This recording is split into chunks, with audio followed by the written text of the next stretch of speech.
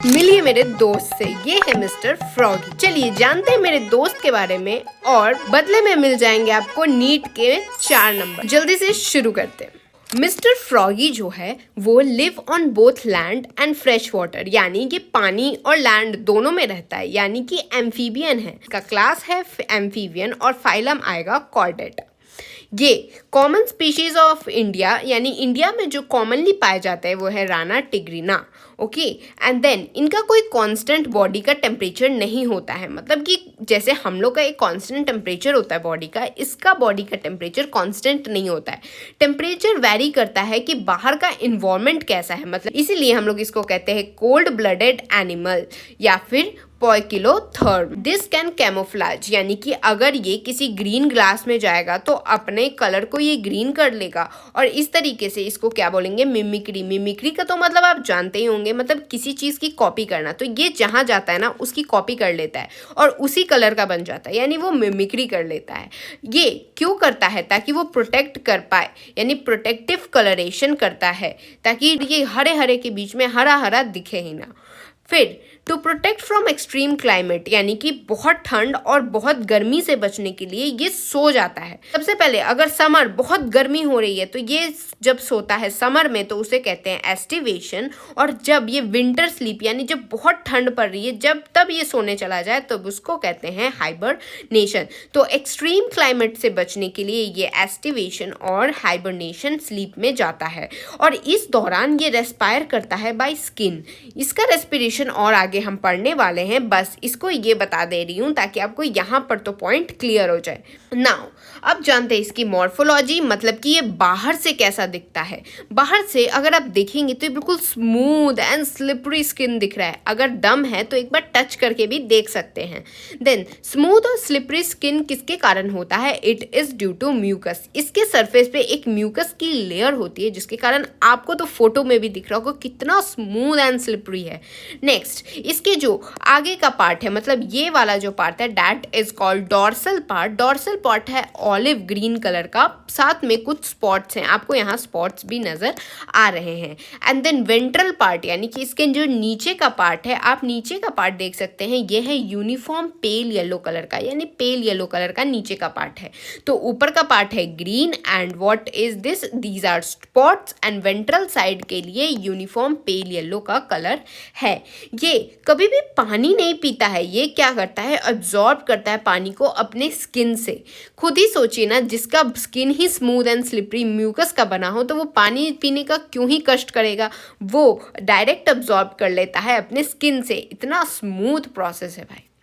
इसमें अगर आप ध्यान देंगे तो ये वाला पार्ट जो है that is of head and ये वाला पार्ट जो है दैट इज ऑफ ट्रंक।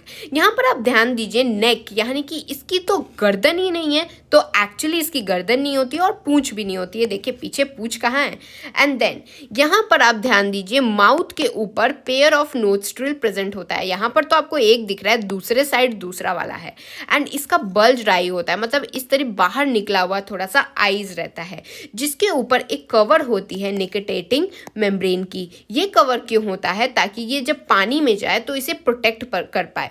तो आइज जो है वो बल्ज आउटसाइड है, मतलब बाहर की तरफ थोड़ी निकली हुई है, और इसका कवर किससे है? निकोटेटिंग मेम्ब्रेन से कवर है, ताकि ये वाटर से खुद को, आइज को प्रोटेक्ट कर पाए। नाउ यहाँ पर ये जो आप एक मेम्ब्रेन देख रहे हैं, ये मेम्ब्रेन है बेसिकली मेम्ब्रेनस टैम्पेनम, जो कि बेसिकली ईयर्स हैं। तो आपको यहाँ ईयर्स नहीं दिखेंगे, हमें बस मेम्ब्रेन दिखता है। क्यों? क्योंकि ईयर जो होता है वो इंटरनल होता है इसके अंदर। ये ईयर किसके लिए काम आएगा? ऑब्वियसली सुनने के लिए। तो ये साउंड और सिग्नल्स को रिसीव करने के ईयर्स काम आते हैं। यहाँ पर ध्यान दीजिए, इसके जो दो आगे वाले पैर है, यानी 4 लिम्ब जो है, इनमें 4 डिजिट्स हैं। 4 डिजिट मतलब 4 उंगलियां हैं। देखिए 1 2 3 एंड 4। जबकि जो हिंड लिम्ब है, हिंड लिम्ब मतलब ये पीछे वाला जो पैर है, इन पैर में है 5 डिजिट्स, यानी यहाँ पर आपको क्लियरली नहीं दिख रहा है 1 2 3 4 एंड 5। तो यहाँ पर ध्यान देना है कि आगे वाले लिम्ब में 4 ही होती है और पीछे वाले में 5 डिजिट्स रहती हैं। और आप खुद सोचिए, जिसकी उंगलियां एक ज़्यादा है, मतलब 5 हैं पीछे वाले में, तो ये क्या होगा? बड़ा होगा। तो इसीलिए आप देखिए पीछे वाला जो हिंड लिम्ब होता है वो मोटा होता है, लार्ज होता है और मस्कुलर होता है, है मसल्स का बना होता है। नाउ ये जो चारों पैर हैं ये helps in swimming, walking, leaping, burrowing. Burrowing किस लिए? यानी कि जब ये एस्टिवेशन या हाइबरनेशन के लिए जाता है तो ये बरो के अंदर गड्ढे करके अंदर की तरफ जाता है। तो यहाँ पर ये इसी के ये चार पैर जो हैं वो स्विमिंग के लिए भी, वॉकिंग के लिए भी, लीप करना हो तो भी और बरोइंग के लिए भी हेल्पफुल होते हैं। इसके फीट में आप देखेंगे यहाँ वेब्स लगे हुए, देखिए उंगलियों के बीच की जगह को देखिए, यहाँ पर वेब लगा है, यहाँ वेब लगा है। ये वेब्ड फीट क्यों होता है? ताकि ये अच्छे से स्विम कर पाए। सेक्सुअल डायमॉर्फिज्म यानी कि यहाँ पर मेल और फीमेल दोनों अलग अलग दिखते हैं, मतलब सेम नहीं दिखते। अगर आप कुछ कैरेक्टरिस्टिक्स को देखें तो आपको मेल अलग से दिख जाएगा और फीमेल अलग से दिख जाएंगी। जैसे मेल जो होता है उसके पास होता है साउंड प्रोड्यूसिंग वोकल सैक, यानी कि यहाँ पर होगा एक साउंड प्रोड्यूसिंग वोकल सैक, जबकि फीमेल में ये एब्सेंट होता है। तो आपको देख के पता चल जाएगा कि कौन सी फीमेल है एंड कौन सा मेल है।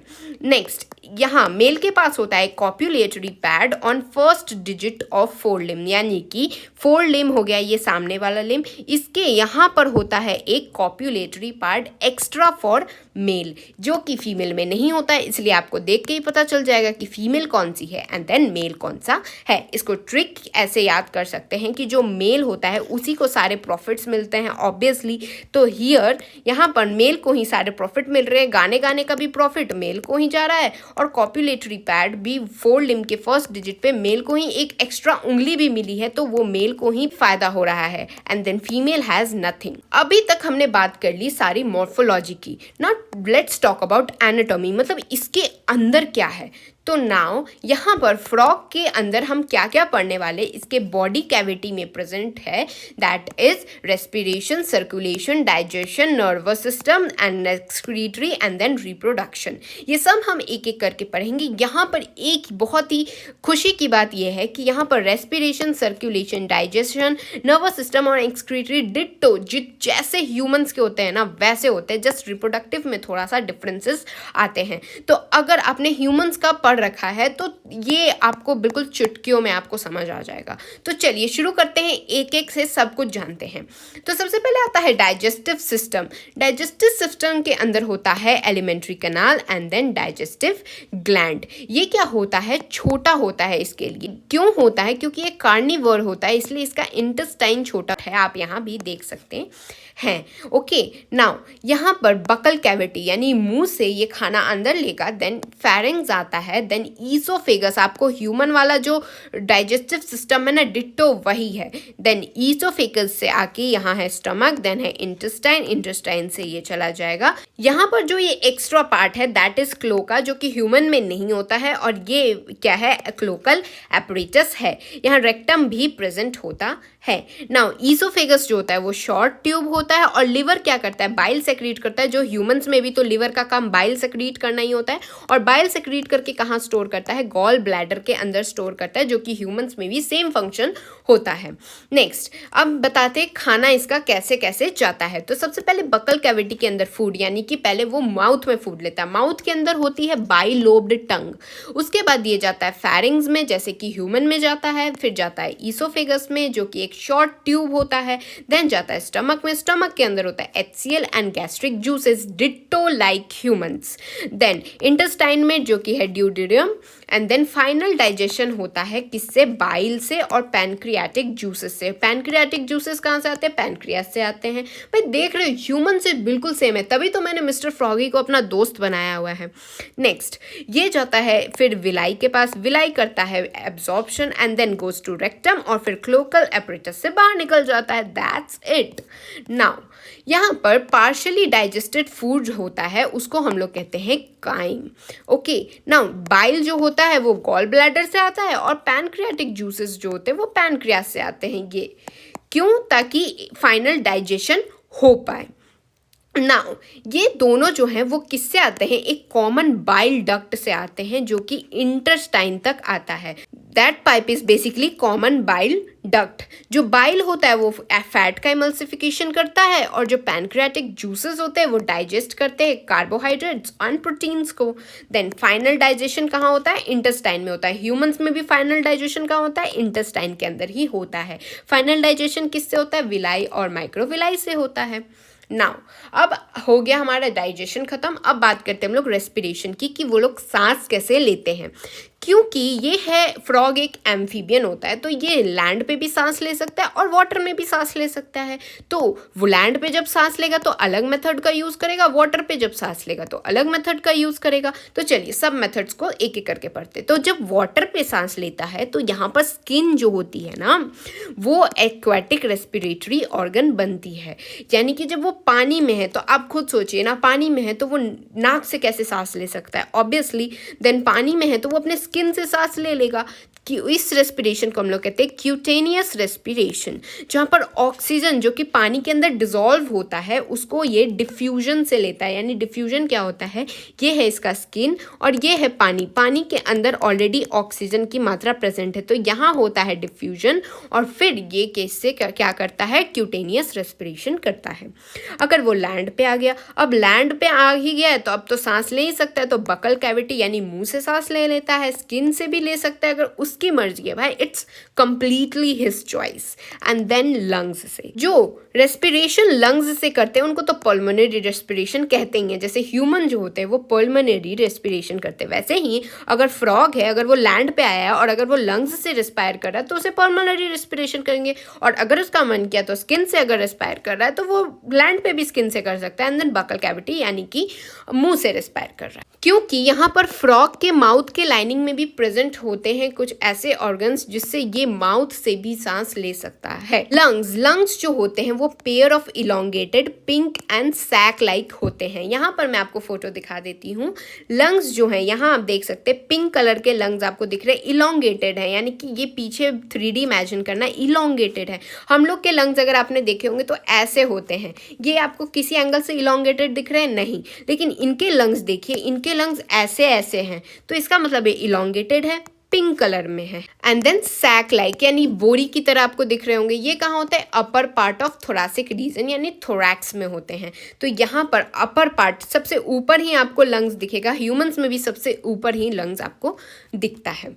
नाउ एयर जो होता है वो नोस्ट्रेल यानी नाक से आता है, फिर बकल कैविटी को जाता है, तब जाके लंग्स के पास पहुंचता है। ड्यूरिंग एस्टिवेशन और हाइबरनेशन, एस्टिवेशन यानी गर्मी के सीजन में जब ये सोने चला जाता है, और हाइबरनेशन मतलब कि ठंडी के मौसम में जब ये सोने चला जाता है, तो इस दौरान ये कोई भी कष्ट नहीं करना चाहता है कि बार बार ये नाक से सांस ले एंड देन मुंह खोले ये वो। तो वो क्या करता है? डायरेक्टली गैसियस एक्सचेंज करता है बाय स्किन। जब स्किन है ही भाई, आराम से सो और स्किन से ही अपने आप काम होते रहेगा। अब आते हैं हम लोग वैस्कुलर सिस्टम क्या होता है फ्रॉग के अंदर। फ्रॉग के अंदर वैस्कुलर सिस्टम होता है heart, blood vessel and then blood. ये जो होता है एक बहुत ही well developed and closed type vascular system होता है। यहाँ पर लिम्फेटिक सिस्टम भी प्रेजेंट होता है, यानी लिम्फ भी प्रेजेंट होता है, लिम्फ चैनल्स भी होते हैं और लिम्फ नोड्स भी प्रेजेंट होते हैं। सबसे पहले बात करते हैं अब हम लोग हार्ट की। हार्ट जो है वो मस्कुलर होता है और अपर पार्ट ऑफ बॉडी कैविटी में होता है, यानी आपने जो भी बॉडी कैविटी देखा उसके सबसे ऊपर वाले पार्ट में आपको यहाँ हार्ट दिख रहा है। तो सबसे टॉप पे होता है मिस्टर फ्रॉगी का हार्ट। उसके बाद इसके हार्ट में होता है 3 चैम्बर्स। ह्यूमन में होते हैं 4 चैम्बर्स, लेकिन हार्ट जो होता है फ्रॉग के अंदर वो होते हैं 3 चैम्बर्ड हार्ट, जिसमें 2 आर्टरिया होता है और वेंट्रिकल ये एक ही कर देता है, एक वेंट्रिकल को हटा देता है। देन इसके हार्ट के ऊपर एक मेम्ब्रेनस कवर होता है that is called pericardium. Sinus venosus एक ट्रायंगुलर स्ट्रक्चर होता है जो कि ज्वाइन करता है राइट एट्रियम को। देन रिसीव होता है ब्लड किसके थ्रू? मेजर वीन्स के थ्रू, जिसको हम लोग वीना कावा कहते हैं। तो हार्ट जो है उसके अंदर वर्ड ब्लड किसके कारण आया? वीना केवा के थ्रू आया। फिर वेंट्रिकल ओपन होता है into sac like conus arteriosus on ventral side of heart. उसके बाद वेंट्रिकल कहाँ जाता है? सैक लाइक कोनस आर्टेरियस के पास जाता है। एंड फिर ब्लड जो है वो हार्ट से कहाँ जाता है? ऑल पार्ट ऑफ बॉडी जाता है, किसके थ्रू? आर्टरी के थ्रू, यानी आर्टरी अच्छा खून तब तो सब तक पहुँचा रही है, same like humans. And then veins जो होती है वो कलेक्ट करती हैं ब्लड को from different parts of body, मतलब गंदे खून को वीन्स जो जाती हैं वो सारे गंदे खून को ला जाके हार्ट के पास दे देती हैं और इस सिस्टम को हम लोग कहते हैं वीनस सिस्टम।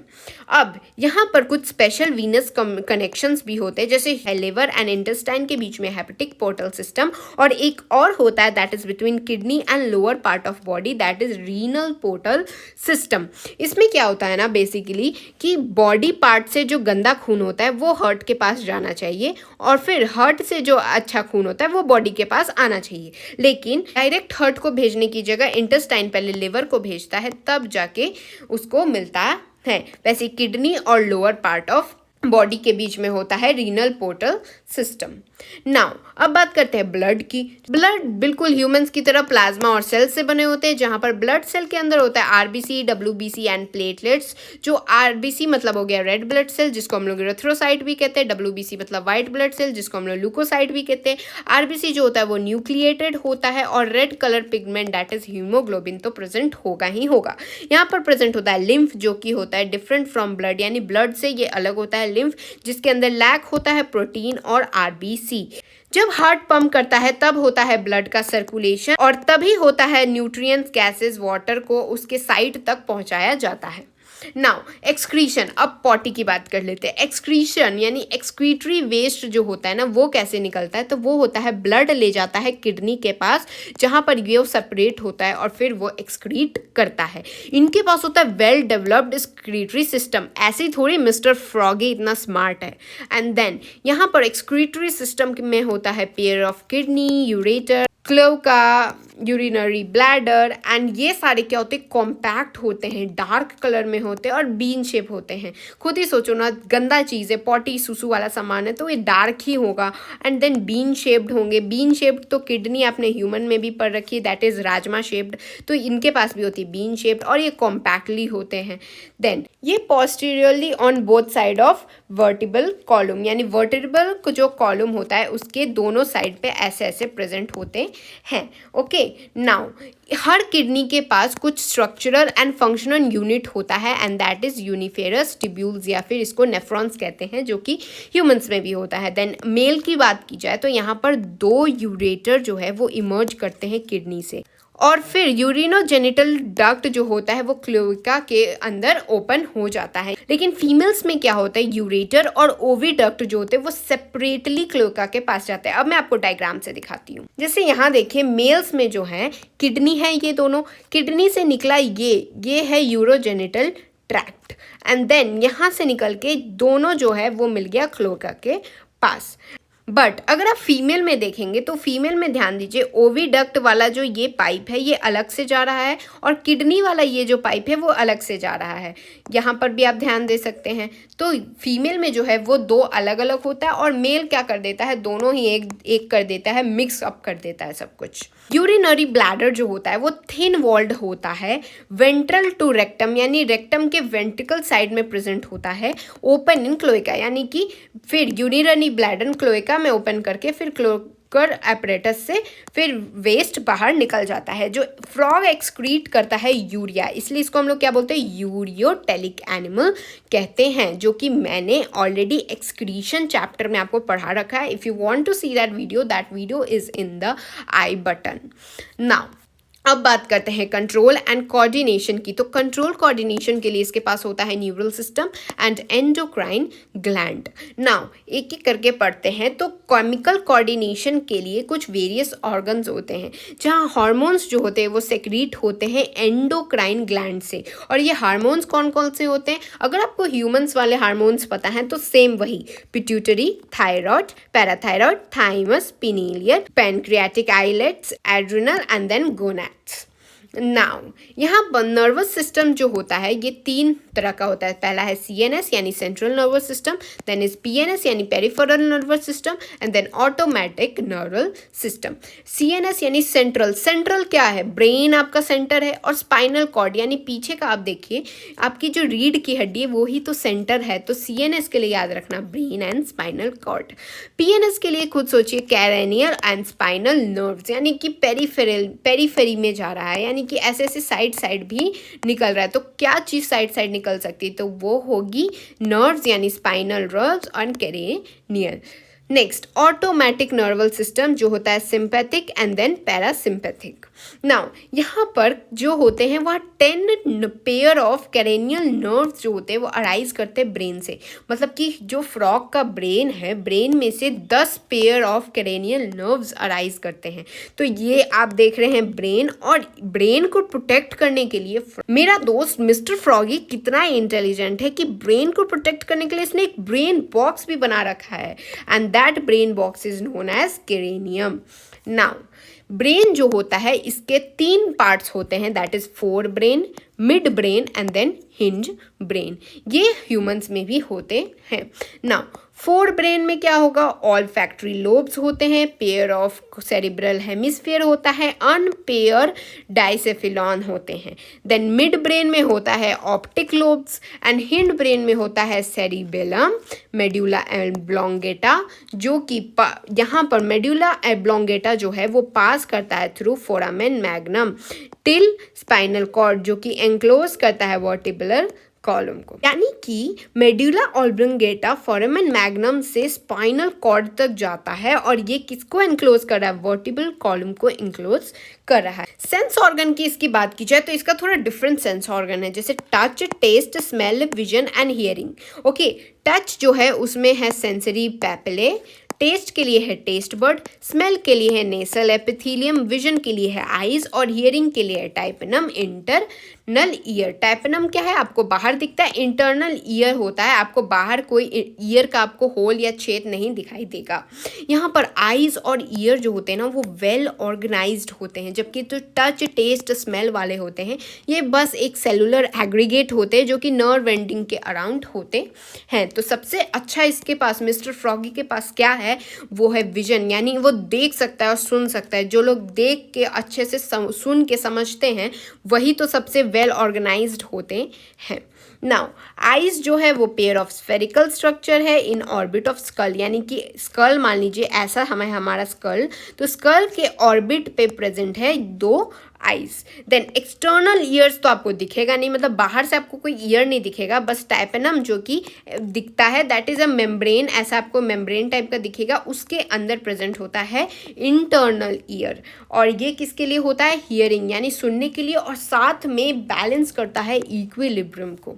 अब बात करते हैं रिप्रोडक्टिव सिस्टम की। यहाँ पर फ्रॉग के पास एक well organised male and female reproductive system होता है, जहाँ पर अगर मेल रिप्रोडक्टिव सिस्टम की बात किया जाए तो यहाँ पर येलो आपको 2 दिख रहे हैं, दीज 2 आर टेस्टीज जो होते हैं येलो वॉइड टेस्टीज, जो कि अपर किडनी के पास होते हैं। ये है किडनी, किडनी के ऊपर वाले साइड पे आपको 2 टेस्टिस दिखेंगे। ये होते हैं डबल फोल्ड ऑफ पेरिट्यूनियम, जो कि हम लोग क्या इसको कहते हैं, मेसोर्शियम। यहाँ पर वॉसा एफ्रेंशिया आप देख सकते हैं, टेस्टिस से ये निकले हैं वॉसा एफ्रेंशिया, आपको ये दिख रहे हैं। ये क्या होते हैं, 10 से 12 होते हैं जो कि टेस्टिस से अराइज होते हैं, यानी ये जो टेस्टिस हैं इनमें से ये जो वॉसा एफ्रेंशिया निकला है that is 10 to 12। Okay, now यहाँ पर बिडर कैनल जो होता है, बिडर कैनल की थ्रू यूरिनोजेनिटल ट्रैक्ट के पास जाता है, और फिर क्लोएका से जो वेस्ट है वो बाहर निकल जाता है। यूरियोजेनिटल डक्ट के पास कैसे आता है, ये कम्स आउट फ्रॉम किडनी, यानी कि यहाँ पर होता है बिडर कैनल। क्लोएका क्या होता है, इतनी देर से हम लोग सुन रहे हैं, ऐसे तो आपको समझ आ ही गया होगा। क्लोएका क्या, एक स्मॉल मीडियम चैम्बर है जहाँ पर फीकल मैटर यानी पॉटी, यूरिन एंड स्पर्म्स को पास किया जाता है। फीमेल रिप्रोडक्टिव ऑर्गन की बात की जाए तो यहाँ पर 2 पेयर ऑफ ओवरी रहती है, एंड देन ये कहाँ होती है, नियर किडनी ही होती है। यहाँ पर ध्यान दीजिए मेल वाले में किडनी के ऊपर ही है, एंड हियर देखिए किडनी के नियर है, किडनी के ऊपर नहीं है।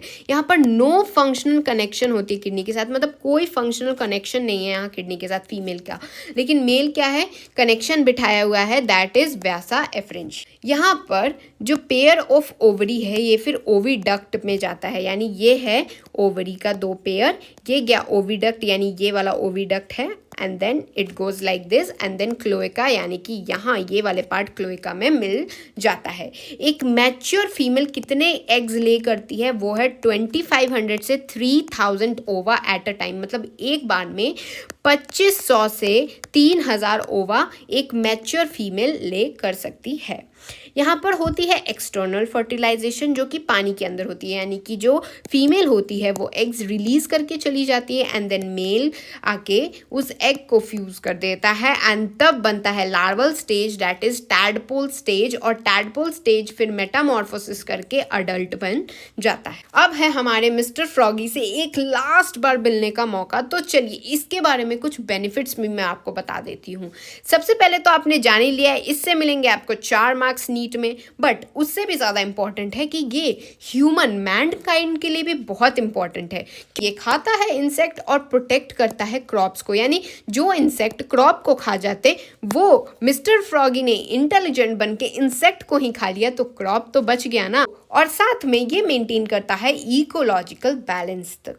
तो इकोलॉजिकल बैलेंस यानी फूड चेन, फूड वेब किसके द्वारा मेंटेन होता है, मेरे दोस्त मिस्टर फ्रॉगी के कारण। देन इसका जो आपने पैर देखा ना, ये पैर कुछ जगहों पे मस्कुलर लेग को फूड की तरह यूज किया जाता है।